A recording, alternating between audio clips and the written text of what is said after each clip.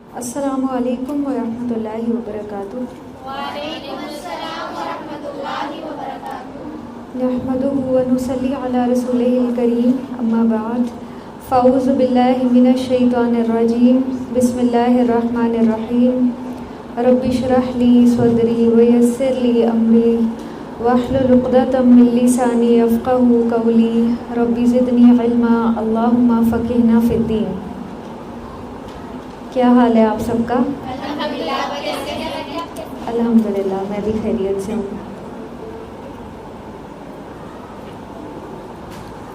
آج میں نے آپ کو کیا بتانا تھا؟ جی بالکل، اویس کرنی رحمہ اللہ کے بارے میں بتانا تھا۔ حالانکہ انہوں نے نبی کریم صلی اللہ علیہ وسلم کا زمانہ پایا تھا، لیکن اس کے باوجود آپ سے ملاقات نہ کرنے کی وجہ سے تابعی کہلائے۔ یہ یمن کے رہنے والے تھے اور وہ اپنی والدہ کے بڑے خدمت گزار تھے، اس لیے وہ مستجاب الدعوات بن گئے۔ اللہ سبحانہ و تعالیٰ کو ان کی یہ ادا اتنی پسند آئی کہ مستجاب الدعوات بن گئے، ان کی دعائیں قبول ہوتی تھیں۔ تو نبی کریم صلی اللہ علیہ وسلم نے ایک بار حضرت عمر رضی اللہ عنہ کو نصیحت کی کہ جب بھی کرن نام کے قبیلے کا یہ شخص اویس کرنی ملے تو ان سے ضرور دعا کروانا۔ اب حضرت عمر رضی اللہ عنہ جو ہیں وہ تو خلیفہ وقت تھے، تو جب اویس کرنی اپنے قبیلے کے لشکر سمیت مدینہ پہنچے تو حضرت عمر رضی اللہ عنہ نے خود جا کر ان سے ملاقات کی، اور یہ بہت بڑے اعزاز کی بات ہے۔ تو صحابہ کرام رضی اللہ عنہم کو بڑا اس بات پہ تعجب ہوا کہ جس شخص نے نبی کریم صلی اللہ علیہ وسلم کو نہیں دیکھا، نہ حضرت عمر کو، تو حضرت عمر رضی اللہ عنہ کی نظر میں ان کی اتنی ویلیو کیوں ہے؟ تو پھر حضرت عمر نے ان کو بتایا کہ نبی کریم صلی اللہ علیہ وسلم نے مجھے ایک بار نصیحت کی تھی کہ جب بھی میں ان سے ملوں اپنے لیے ان سے دعا کرواؤں۔ اور پھر حضرت عمر رضی اللہ عنہ نے ان سے درخواست کی کہ آپ میرے حق میں دعا کیجئے۔ پھر اویس کرنی رحمہ اللہ نے ان کے حق میں دعا کی۔ تو یہ ان کا ایک خاص اعزاز ہے۔ تو اس لیے صحابی رسول بننے کے لیے نبی کریم صلی اللہ علیہ وسلم کو ایمان کی حالت میں دیکھنا ضروری ہے۔ سند کا لغوی معنی ہوتا ہے سہارا، اور سند کا اصطلاحی معنی ہوتا ہے راویوں کا وہ سلسلہ جو تبع تابعی صحابی سے ہو کر اس متن یعنی ٹیکسٹ تک پہنچتا ہے جو رسول اللہ صلی اللہ علیہ وسلم سے منسوب ہے۔ یہ نیچے آپ کو جو ہے نا وہ سند نظر آ رہی ہے، یہی اس کی اصطلاحی تعریف ہے کہ سلسلہ سند جو ہے راویوں کا سلسلہ تبع تابعی صحابی سے ہو کر نبی کریم صلی اللہ علیہ وسلم تک پہنچے۔ تو یہ بہت امپورٹنٹ ٹاپک ہے، یہ آپ کو یاد ہونا چاہیے، ڈیفینیشنز آپ کو یاد ہونی چاہیے۔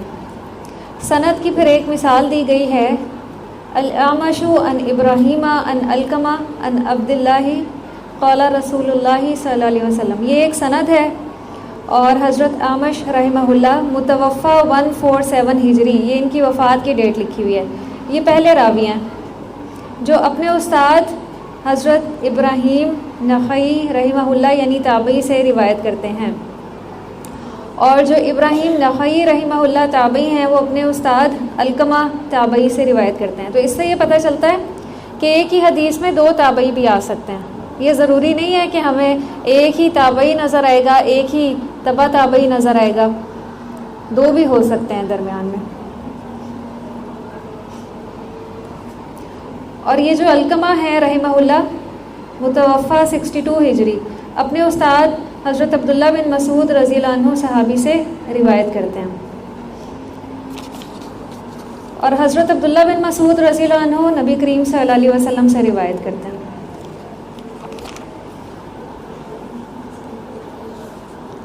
تو یہ تمام راوی جو ہیں انہوں نے اپنے استاد سے خود سنا ہے۔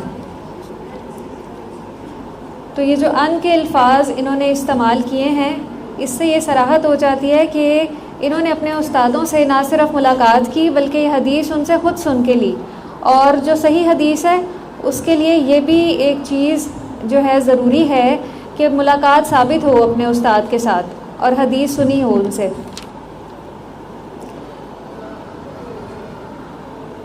متن کا لغوی معنی ہے زمین کا وہ حصہ جو سطح سے کچھ بلند ہو، متن کا اصطلاحی معنی ہے، علم حدیث کی اصطلاح میں متن سے مراد کلام کا وہ حصہ ہے جو سند کے اختتام پر شروع ہوتا ہے۔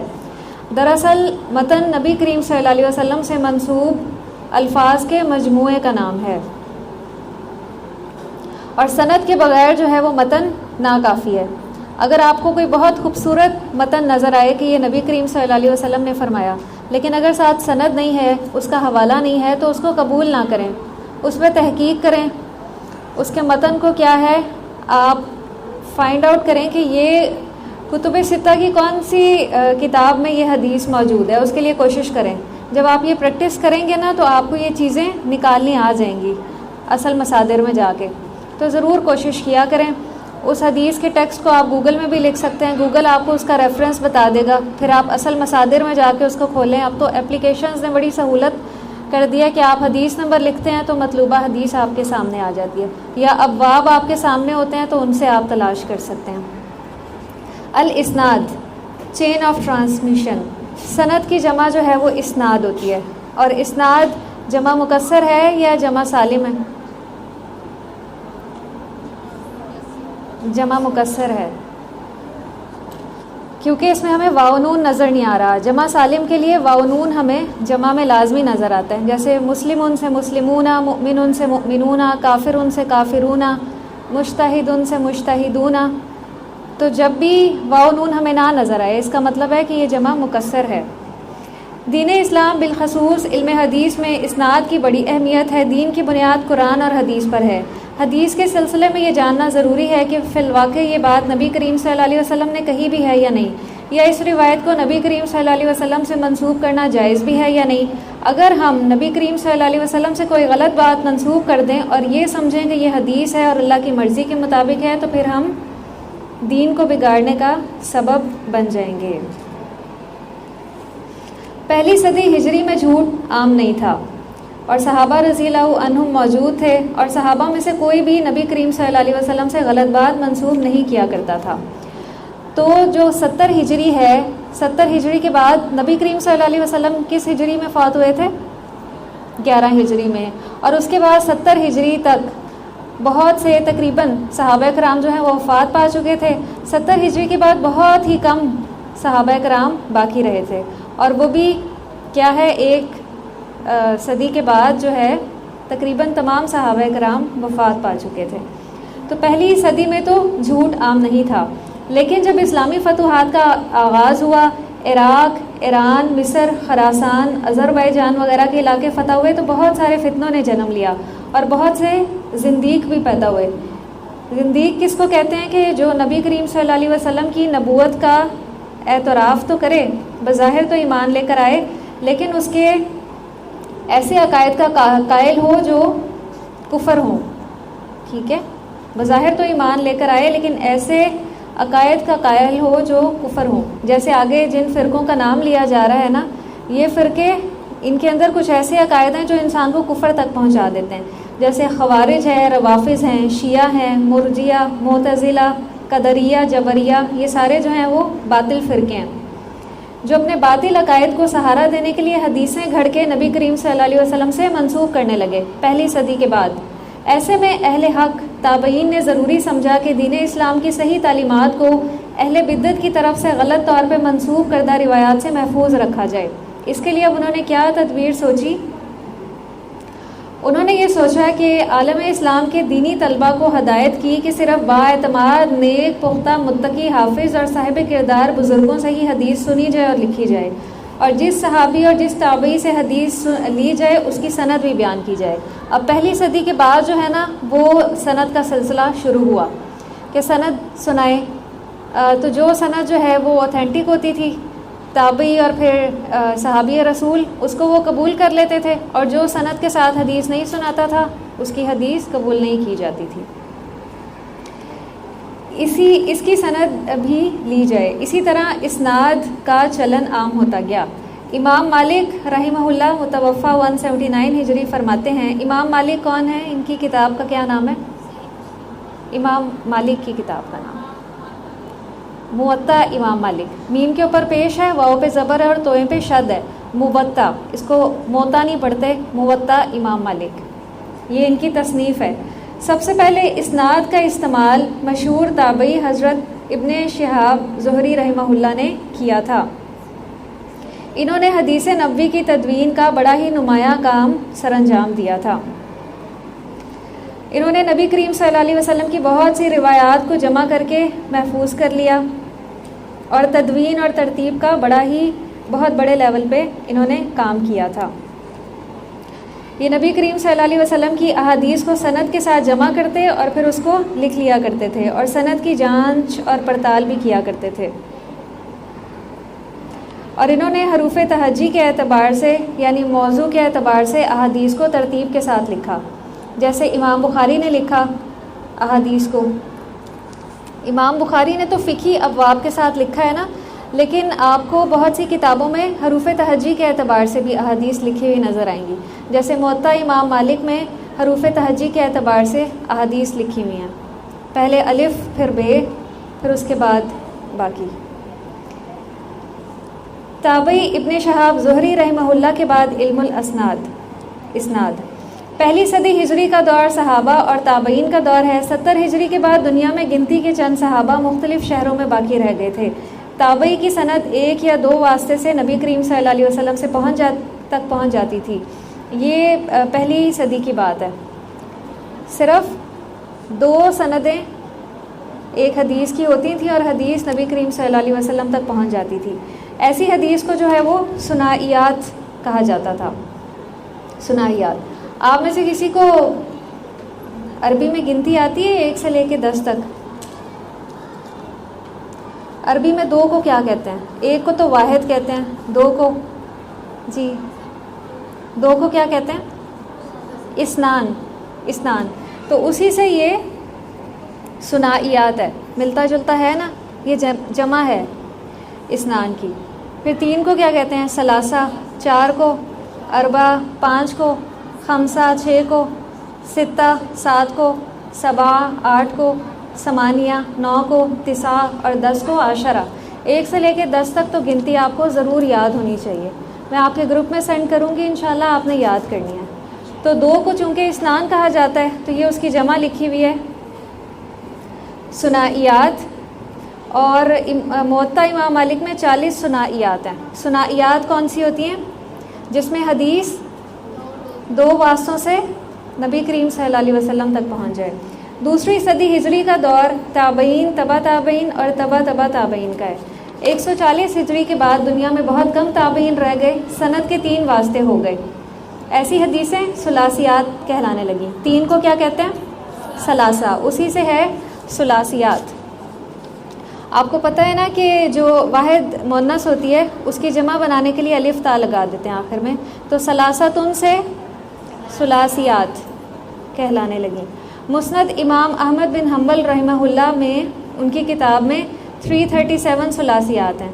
امام بخاری رحمہ اللہ کی صحیح بخاری میں 22 ثلاثیات ہیں، اور ابن ماجہ کی سنن میں 5۔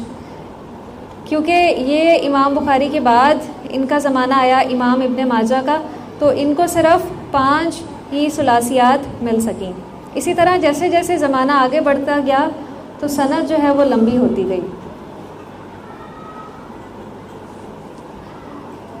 پھر تبع تابعین کا دور آیا اور سند کے 4 واسطے ہو گئے۔ تو جس حدیث میں تبع تابعین کا ذکر آئے گا تو اس میں 4 واسطے بھی ہمیں نظر آ سکتے ہیں۔ ایسی حدیث رباعیات کہلانے لگیں۔ 4 کو کیا کہتے ہیں؟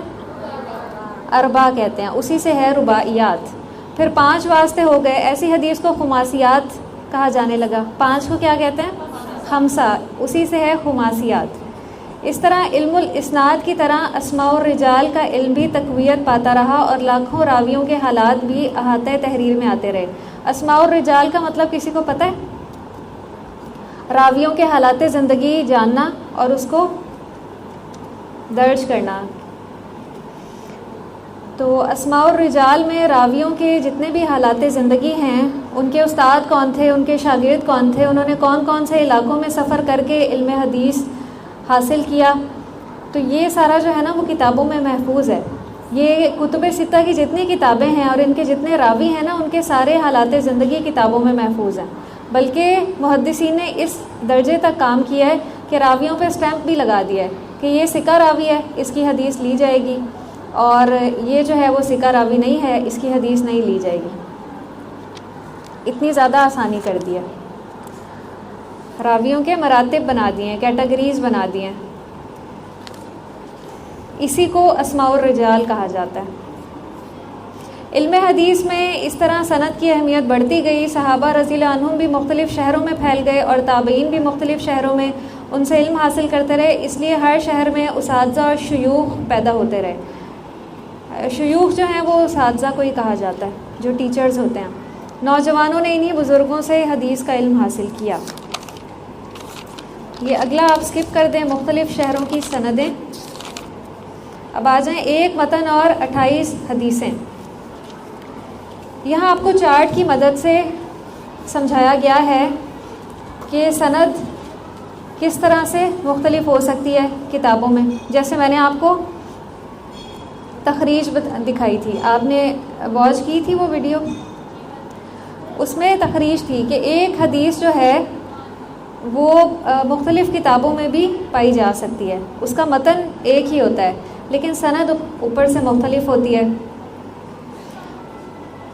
تو یہ ایک متن اور 28 حدیثیں ہیں۔ محدثین کے نزدیک ایک ہی متن کی کئی روایتیں جو مختلف سندیں رکھتی ہیں الگ الگ حدیثیں کہلاتی ہیں۔ اگلے صفحے پر ایک متن دیا جا رہا ہے، اس متن کو 11 صحابہ رضی اللہ عنہم، 13 تابعین اور 28 تبع تابعین نے روایت کیا ہے۔ تو محدثین کی اصطلاح میں یہ 28 الگ الگ حدیثیں ہیں، حالانکہ اس کا متن ایک ہی ہے۔ ہاں جی،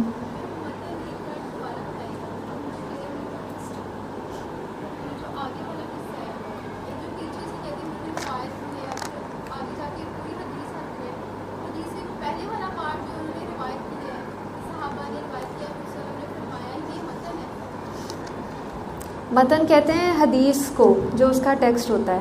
جیسے آپ دیکھیں پیج نمبر 99 پہ ہے کہ ویل للعقاب من النار یوم القیامہ، قیامت کے دن ایڑیوں کو آگ کا عذاب دیا جائے گا۔ یہ جو ہے یہ متن ہے، ٹھیک ہے، اس کو حدیث کا متن کہا جاتا ہے، اس کا ٹیکسٹ نیچے والا حصہ۔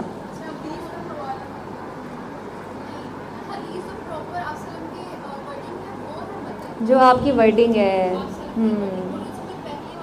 یہ جو ہے نا قولا قولا رسول اللہ صلی اللہ علیہ وسلم، یہ بھی سند میں ہی آئے گا، یہ بھی سند کا ہی حصہ ہے۔ اس کے بعد سے جو شروع ہوتا ہے نا، جیسے یہ آپ کو نظر آ رہا ہے متن، یہ لکھا ہوا ہے متن، ہاں یہ دیکھیں یہاں متن لکھا ہوا ہے، دیکھیں اس چارٹ کو ذرا، اس حدیث کے شروع میں متن کی ہیڈنگ لکھی ہوئی ہے، لکھی ہے نا، اس کو ہائی لائٹ کر لیں۔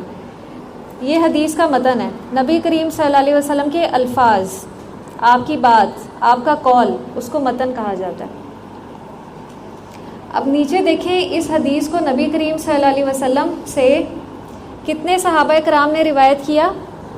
11 نے، کاؤنٹ کر کے دیکھ لیں۔ یہ جو سب سے پہلی پٹی ہے یہ صحابہ کرام کی ہے، جس میں آخر میں ابو امامہ، ابو ہریرہ، حضرت عائشہ رضی اللہ عنہ، عبداللہ بن عمر، عبداللہ بن حارث رضی اللہ عنہ، تو یہ 11 صحابہ نے نبی کریم صلی اللہ علیہ وسلم سے یہ حدیث سنی، اور انہوں نے، ظاہر ہے صحابہ کرام پھر مختلف علاقوں میں پھیل گئے تھے، تو انہوں نے آگے جا کے جب یہ علم سکھایا تو ان سے سیکھنے والے جو تابعین تھے وہ بھی مختلف علاقوں کے تھے۔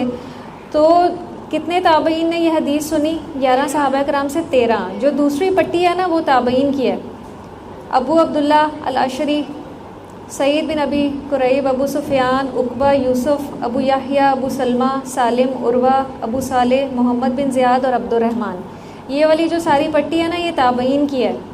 تو دیکھیں کہ حضرت ابو ہریرہ رضی اللہ عنہ سے جو 2 تابعین سن رہے ہیں یہ حدیث، وہ کون کون سے ہیں؟ ابو صالح ہیں اور محمد بن زیاد۔ اس طرح آپ کے مائنڈ میں کنسیپٹ آ رہا ہے نا کہ حدیث کس طرح سے آگے بڑھی۔ اب تابعین نے آگے جب تبع تابعین کو یہ حدیث سنائی تو کتنے تبع تابعین نے یہ حدیث ان سے سنی؟ 23۔ جی بالکل، یہ تیسرے نمبر پہ جو پٹی بنی ہوئی ہے یہ کس کی ہے؟ تبع تابعین کی۔ اور دیکھیں یہ کتنے سارے ہیں۔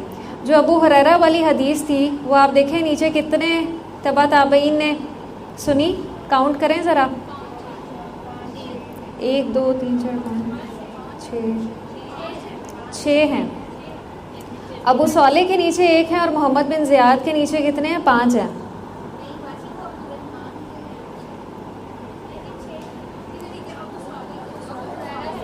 جی حضرت ابو ہریرہ رضی اللہ عنہ کے نیچے 2 تابعی ہیں اور اس کے نیچے 6 تبع تابعی ہیں. اور تبع تابعی سے جن تبع تابعین نے احادیث سنی وہ کتنے ہیں تعداد میں؟ 6 ہیں. تو اس طرح ہو سکتا ہے کہ امام بخاری تک اس حدیث کی جو سند پہنچی ہو وہ حضرت ابو ہریرہ والی سند پہنچی ہو، ٹھیک ہے، اور امام مسلم کے پاس جو سند پہنچی ہو وہ حضرت عائشہ رضی اللہ عنہ والی پہنچی ہو، ٹھیک ہے. تو پھر یہ محدثین نے جو بھی ان کو سندیں ملی انہوں نے اپنی کتابوں میں درج کر لی. اب یہ جو محدثین ہیں ہمارے، جیسے امام بخاری ہیں، امام مسلم ہیں، امام ابو داؤد ہیں، انہوں نے جب یہ حدیث کا علم سیکھنا شروع کیا اور ان تک احادیث پہنچی تو وہ ظاہر ہے کہ اس دور میں سند کا رواج عام ہو گیا تھا کہ سند کے بغیر حدیث قبول نہیں کی جاتی تھی. تو ہو سکتا ہے کہ امام بخاری کو حضرت ابو ہریرہ والی سند پہنچی ہو اور باقی جو محدثین ہیں ان تک دوسری اسناد پہنچی ہوں. تو اس طرح یہ کتنی احادیث بن گئی؟ 28 احادیث بن گئی، حالانکہ اس کا متن ایک ہی ہے. آپ کو یہ بات کلیئر ہے؟ اسی کو تخریج بھی ہم کہہ سکتے ہیں کہ ایک حدیث اور کن کن کتب میں پائی جاتی ہے.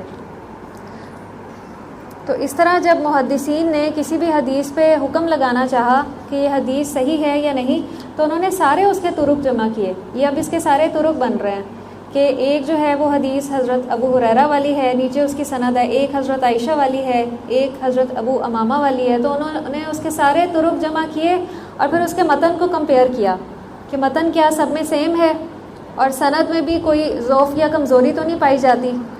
تو پھر جا کے انہوں نے اس حدیث کو صحیح کا درجہ دیا ہے.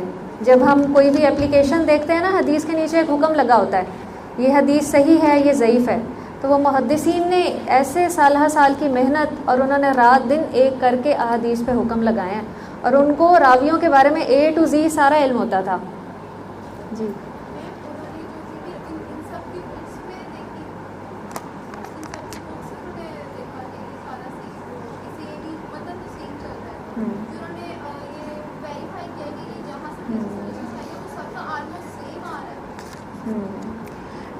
کیا انہوں نے بک سے دیکھا راویوں کے حالات زندگی؟ نہیں، دیکھیں انہوں نے کیسے دیکھ لیا. اب جیسے امام بخاری ہیں وہ تو علم سیکھ رہے تھے نا اس وقت، انہوں نے احادیث کو جمع کر کے کتابی شکل میں لے کر آئے. انہوں نے یہ محنت سر انجام دی ہے. دیکھ تو ہم آ سکتے ہیں کتاب کھول کے، اس دور میں کتابیں تو نہیں تھی جب امام بخاری کا دور تھا. یہ تو امام بخاری نے یہ محنت کی کہ احادیث کو سن کے پھر ان کو چھانٹ کے، ان کو تو کئی لاکھ احادیث یاد تھیں، پھر اس کے بعد انہوں نے تحقیق کی اس پہ اور صرف صحیح احادیث کو اپنی کتابوں میں درج کیا، کیونکہ وہ بہت بڑے امام تھے یہ اسماء الرجال کے. راویوں کا ان کے پاس بہت زیادہ علم تھا. تو جس راوی کے بارے میں ان کو خبر ہو جاتی تھی نا کہ وہ اوتھینٹک نہیں ہے، وہ احادیث کے بارے میں جھوٹ گھڑتا ہے، تو وہ اس سے علم نہیں سیکھتے تھے، نہ ہی اس کی احادیث کو فروغ دیتے تھے. اسی طرح ہمارے باقی محدثین نے کیا ہے. امام مسلم ہیں جو کتب ستہ کے محدث ہیں. آپ کو پتہ ہے یہ خدمت اس دور میں اور بھی کئی محدثین نے سر انجام دی، لیکن اللہ نے انہی کے کام کو آگے بڑھایا. یہ جو ہمارے کتب ستہ کے محدثین ہیں نا، انہی کا کام ہم تک پہنچا ہے. باقی جو اس دور کے محدثین تھے وہ بہت چھوٹے لیول تک ہی رہے، اتنے بڑے لیول تک آگے نہیں پہنچ سکے. تو اللہ تعالیٰ نے انہی کتب ستہ کے جو محدثین ہیں ان کے کام کو اللہ نے تقویت دی اور آگے بڑھایا. ان کے کام میں اللہ تعالیٰ نے برکت دی. تو دین کے کام کرنے کے لیے، دین کی خدمت سر انجام دینے کے لیے جو ایک سب سے اہم بات ہے نا، اگر ہم بھی چاہتے ہیں کہ ہمارے کیے ہوئے کام میں برکت ہو، اللہ کی مدد شامل ہو، تو اس میں اپنی نیت کو خالص رکھیں. دل میں یہ نیت ہو کہ میں اللہ کی رضامندی کے لیے، اللہ کو راضی کرنے کے لیے یہ کام کر رہی ہوں، دین کے فروغ کے لیے یہ کام کر رہی ہوں. تو اللہ سبحانہ تعالیٰ ایسی نیت کے ساتھ کیے گئے کام میں برکت ڈال دیتے ہیں، اس کو بڑھا دیتے ہیں، اس کو باقی رکھتے ہیں. اور باقی جس انسان کی نیت خالص نہیں ہوگی تو وہ کام بڑھ نہیں سکے گا، ختم ہو جائے گا.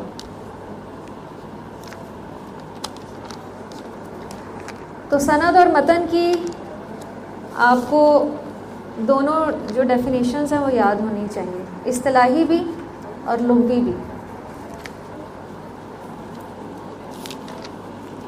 8 صحابہ رضی اللہ عنہم کے شجرہ ہائے روایت۔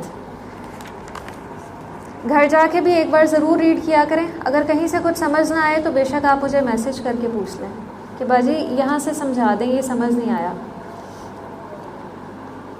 صحابہ کرام رضی اللہ عنہم کی روایتیں۔ صحابہ رضی اللہ عنہم میں بعض نے زیادہ اور بعض نے کم احادیث روایت کی ہیں۔ کثرت اور قلت کا دار و مدار صحبت رسول صلی اللہ علیہ وسلم سے ہے۔ سبقت اسلام، عمر، قوت حافظہ، شاگردوں کی تعداد وغیرہ اور دیگر کئی امور پہ ہوتا ہے۔ سب سے زیادہ احادیث کس نے روایت کی ہیں؟ جی حضرت ابو ہریرہ رضی اللہ عنہ نے۔ جیسے یہاں پہ بات ہو رہی ہے نا کہ صحبت رسول، تو انہوں نے سب سے زیادہ صحبت رسول صلی اللہ علیہ وسلم پائی تھی، نبی کریم صلی اللہ علیہ وسلم کے ساتھ رہتے تھے ہر وقت، تو اس لیے انہوں نے سب سے زیادہ آپ سے سیکھا ہے۔ تو اس کا مطلب ہے کہ دین کا علم سیکھنے کے لیے اس کو وقت دینا چاہیے، جتنا زیادہ ہم اس پہ وقت لگائیں گے ہم اتنا ہی زیادہ سیکھیں گے۔ صحابہ کرام میں سے راویوں کی تعداد 1565 ہے۔ چند صحابہ کی روایت کردہ تعداد نیچے دی جا رہی ہے۔ کتنے راویوں نے احادیث روایت کی ہے صحابہ کرام میں سے؟ 1565۔ اس میں سے نیچے کچھ کے نام دیے جا رہے ہیں، جیسے حضرت عمر رضی اللہ عنہ نے 537، حضرت علی رضی اللہ عنہ نے 536، حضرت ام سلمہ رضی اللہ عنہا نے 378 احادیث روایت کی ہیں۔ پھر حضرت ابو موسیٰ الاشعری، حضرت ابو ذر غفاری، حضرت سعد بن ابی وقاص، حضرت ابو امامہ، حضرت حذیفہ بن یمان، حضرت معاویہ، حضرت عثمان اور حضرت ابو بکر رضی اللہ عنہم کی بھی روایت کردہ احادیث کی تعداد بتائی جا رہی ہے۔ آپ صرف صحابہ کرام میں سے راویوں کی تعداد اس میں سے یاد کر لیجیے گا، 1565۔ اصح الاسانید، اصح الاسانید کہتے ہیں صحیح ترین سند کو، کہ محدثین کی نظر میں صحیح ترین سند کون سی ہے۔ جب بھی میں نام لیتی ہوں نا محدثین کی نظر میں، تو محدثین سے مراد ہیں ہمارے کتب ستہ کے جو راوی ہیں نا، وہ مراد ہیں محدثین، کیونکہ سند تو ساری انہی تک پہنچی تھی نا، اور انہوں نے پھر اپنی کتابوں میں احادیث کے ساتھ سند کو درج کیا تھا، تو ان کو جو ہے نا وہ اسناد پہ بہت ہی زیادہ مہارت حاصل تھی ہمارے محدثین کو۔ اب یہاں پہ پیج نمبر 103 پہ ایک چارٹ دیا جا رہا ہے اصح الاسانید کا۔ اس میں 5 سندیں دی گئی ہیں جو مختلف علماء کے نزدیک صحیح ترین سمجھی جاتی ہیں۔ اس میں جو سب سے پہلی والی ہے جو ہائی لائٹ کی گئی ہے، اس کو سلسلۃ الذہب بھی کہا جاتا ہے، سونے کی زنجیر کہا جاتا ہے، کہ موسٹ اوتھینٹک جو سند ہے نا وہ یہ 5 ہے۔ امام بخاری کے نزدیک جو سب سے قوی سند ہے وہ ہے، امام بخاری روایت کر رہے ہیں امام مالک رحمہ اللہ سے، امام مالک امام نافع سے، اور وہ عبداللہ بن عمر رضی اللہ عنہ سے، اور وہ نبی کریم صلی اللہ علیہ وسلم سے، اور امام بخاری یہ سند اپنی کتاب میں بھی لے کر آئے ہیں۔ پھر ابو بکر بن ابی شیبہ رحمہ اللہ، ان کے نزدیک جو صحیح ترین سند ہے وہ بھی یہاں پہ بیان کی جا رہی ہے۔ اس میں امام زہری ہیں ان سے پہلے، پھر علی زین العابدین ہیں، پھر حسین ہیں، پھر علی رضی اللہ عنہ ہیں، اور پھر نبی کریم صلی اللہ علیہ وسلم۔ پھر اسی طرح پہلے نمبر پہ دیکھیں اسحاق بن راہویہ رحمہ اللہ اور احمد بن حنبل۔ یہ اسحاق بن راہویہ امام احمد بن حنبل کے دور کے ہی ہیں، اور یہ بھی بہت بڑے محدث ہیں۔ ان کے نزدیک جو صحیح ترین سند ہے وہ ہے امام زہری، پھر وہ روایت کر رہے ہیں سالم رحمہ اللہ سے، پھر عبداللہ بن عمر رضی اللہ عنہ، اور وہ نبی کریم صلی اللہ علیہ وسلم سے۔ یہ جو ان کی متوفہ ڈیٹس ہیں نا، اس سے آپ کو اندازہ ہو جائے گا کہ یہ کون سی صدی میں یہ موجود تھے۔ اس سے آپ ایک رف سا اندازہ لگا سکتے ہیں کہ یہ تابعین میں شامل ہو رہے ہیں یا تبع تابعین میں۔ جیسے پیچھے ہم نے پڑھا کہ تابعین کا زمانہ کب ختم ہو گیا تھا، 140 ہجری کے بعد بہت ہی کم برائے نام تابعین جو ہے وہ رہ گئے تھے، اس کے بعد تبع تابعین کا دور شروع ہو گیا تھا۔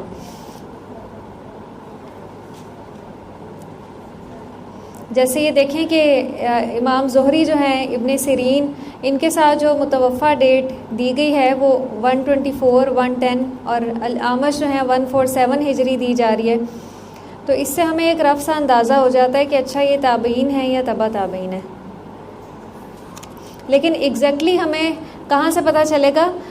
اسماء الرجال کی کتابوں سے، جس میں ان راویوں کے بارے میں مکمل بحث یا تحقیق لکھی ہوئی ہے. اسی میں سے ایک کتاب کا نام ہے تہذیب الکمال، جس میں ان راویوں کا ذکر ہے. تو وہ بھی انشاءاللہ میں آپ کو کتاب دکھاؤں گی، اور انہی میں سے کسی راوی کے بارے میں بھی آپ کو بتاؤں گی کہ اس کتاب میں کس طرح سے ان کے حالات زندگی لکھے گئے ہیں.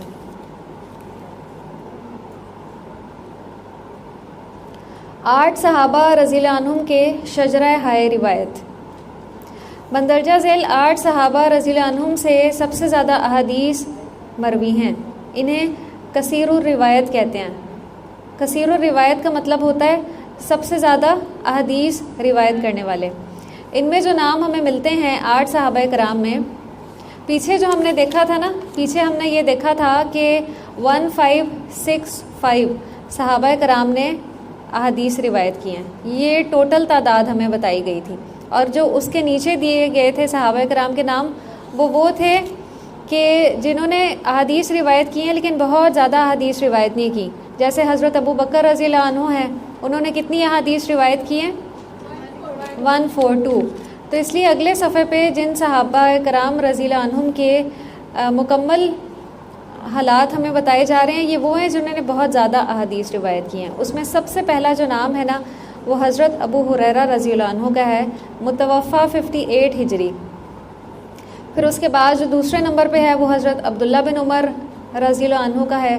پھر حضرت انس بن مالک رضی اللہ عنہ ہیں. پھر حضرت عائشہ صدیقہ رضی اللہ عنہ. پھر حضرت عبداللہ بن عباس رضی اللہ عنہ. پھر حضرت جابر بن عبداللہ، حضرت ابو سعید خدری، حضرت عبداللہ بن مسعود رضی اللہ عنہم اجمعین. تو ان کے مختصر حالات نیچے دیے جا رہے ہیں سن وفات کے ساتھ. سب سے پہلے جو ہے وہ حضرت ابو ہریرہ رضی اللہ عنہ کا ذکر ہے. حضرت ابو ہریرہ رضی اللہ عنہ کی مرویات سب سے زیادہ ہیں. ابن مخلد رحمہ اللہ نے مسند میں ان سے 5375 احادیث روایت کی ہیں. تو یہ جو تعداد ہے نا، یہ آپ نے یاد کرنی ہے، 5374. جی، کہ حضرت ابو ہریرہ رضی اللہ عنہ نے کل کتنی احادیث روایت کی ہیں. عبد الرحمن بن صخر ان کا اصلی نام تھا.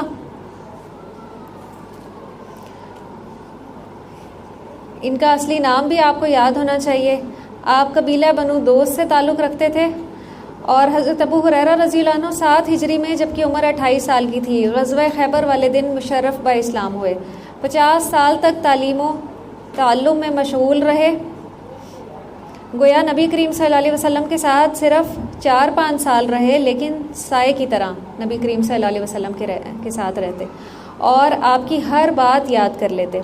نبی کریم صلی اللہ علیہ وسلم نے حضرت ابو ہریرہ رضی اللہ عنہ کے لیے خصوصی دعا فرمائی تھی، اور وہ دعا کیا تھی؟ حضرت ابو ہریرہ رضی اللہ عنہ نے اپنے نسیان کی شکایت کی تھی کہ میں بھول جاتا ہوں. تو آپ نے ان کے حق میں کیا دعا فرمائی تھی؟ ہاں، حافظے کے قوی ہونے کی دعا فرمائی تھی نبی کریم صلی اللہ علیہ وسلم نے. اور کتنی بڑی یہ سعادت کی بات ہے. اور حضرت ابو ہریرہ رضی اللہ عنہ فرماتے ہیں کہ اس دعا کا اثر تھا کہ اس کے بعد پھر میں کوئی بات نہیں بھولا کبھی بھی. اسی وجہ سے انہوں نے تمام صحابہ رضی اللہ عنہ سے زیادہ احادیث روایت کی ہیں. آج ہم کیا کر سکتے ہیں اس دور میں؟ اگر ہم حافظے کی کمزوری پائیں تو ہم دعا کا سہارا لے سکتے ہیں. نبی کریم صلی اللہ علیہ وسلم علم میں اضافے کے لیے کون سی دعا پڑھتے ہوتے تھے؟ ربی زدنی علما. ہمیں بھی اس دعا کا معمول بنانا ہے. جب بھی ہم دیکھیں ہمارے حافظے میں کچھ کمزوری آ گئی ہے تو ہم اس دعا کا اہتمام کریں. اور دوسرا کام یہ کہ ہم طیب چیزیں کھائیں. آج کل یہ جو بیکری آئٹمس ہیں اور فاسٹ فوڈ، یہ بھی حافظے کو بہت زیادہ خراب کرتی ہیں. ان کے اندر ایسے چیزوں میں کیمیکلز ڈالے ہوئے ہوتے ہیں جو ہماری میموری کو بڑا خراب کرتی ہیں. ہمارا حافظہ کمزور ہو جاتا ہے. خاص طور پہ یہ جو آرٹیفیشل شوگر ہے ہر چیز میں ڈالی ہوتی ہے، اور اس کی وجہ سے ہماری ذہنی حالت بڑی خراب ہوتی ہے.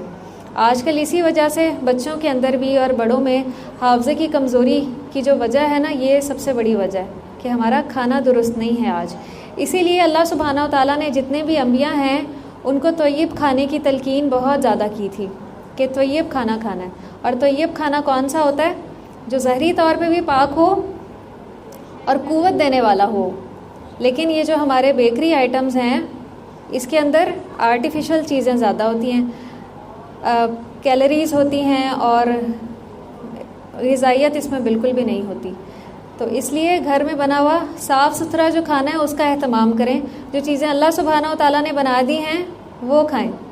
اگر ذہنی طور پہ قوی اور مضبوط رہنا چاہتے ہیں اور جسمانی طور پہ بھی تندرست رہنا چاہتے ہیں. اللہ سبحانہ و تعالیٰ کو کون سا بندہ مومن پسند ہے؟ جو صحت کے اعتبار سے قوی ہو. جیسے دو مسلمان ہیں، دو مومن ہیں، ایک کمزور ہے بیمار ہے اور دوسرا قوی ہے، تو اللہ سبحانہ و تعالیٰ کو وہ زیادہ پسند ہے جو قوی ہے. اس کی کیا وجہ آپ کو سمجھ میں آتی ہے؟ جی بالکل، جو قوی ہوگا وہ اپنے سارے کام اچھے طریقے سے کر سکے گا، وہ اپنی عبادات بھی اچھے طریقے سے کر سکے گا، وہ اپنے گھر کے کام بھی درست طور پہ انجام دے پائے گا، اور اس کے ذمے جو حقوق ہیں لوگوں کے، گھر والوں کے، انہیں بھی وہ ادا کر سکے گا. اس لیے صحت اللہ سبحانہ و تعالیٰ کی سب سے بڑی نعمت ہے دین اسلام کے بعد. اس کی قدر کرنی چاہیے. اور وہ جو ایک حدیث ہے نا کہ 5 چیزوں کو 5 سے پہلے غنیمت جانو، اس میں ایک کیا ہے؟ بیماری سے پہلے تندرستی کو. لیکن بہت سے لوگ تندرستی کی قدر نہیں کرتے، اور جب وہ تندرست ہوتے ہیں تو وہ مختلف چیزوں کے ذریعے، بے احتیاطیوں کے ذریعے اپنی صحت کو خراب کر لیتے ہیں. اور صحت جب خراب ہو جائے تو پھر بہت مشکل ہے اس کو دوبارہ سے صحیح کرنا. پھر کئی بار ڈاکٹرز بھی بے بس ہو جاتے ہیں، ان کے بھی اختیار میں یہ بات نہیں رہتی. تو اس لیے ہم میں سے ہر ایک کو یہ جو صحت کی دولت اللہ سبحانہ و تعالیٰ نے ہمیں دی ہے نا، اس کی قدر کرنی چاہیے. آپ میں سے کسی کا کوئی سوال ہے تو پوچھ لیں.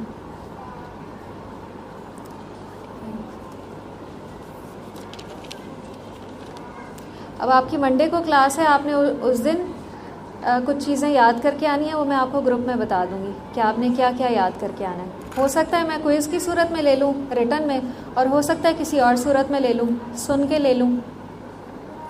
یہ اسی ٹائم ڈیسائیڈ ہوگا انشاءاللہ. وآخر دعوانا ان الحمد للہ رب العالمین. سبحانک اللہم و بحمدک، نشہد ان لا الہ الا انت، نستغفرک ونتوب الیک. والسلام علیکم ورحمۃ اللہ وبرکاتہ.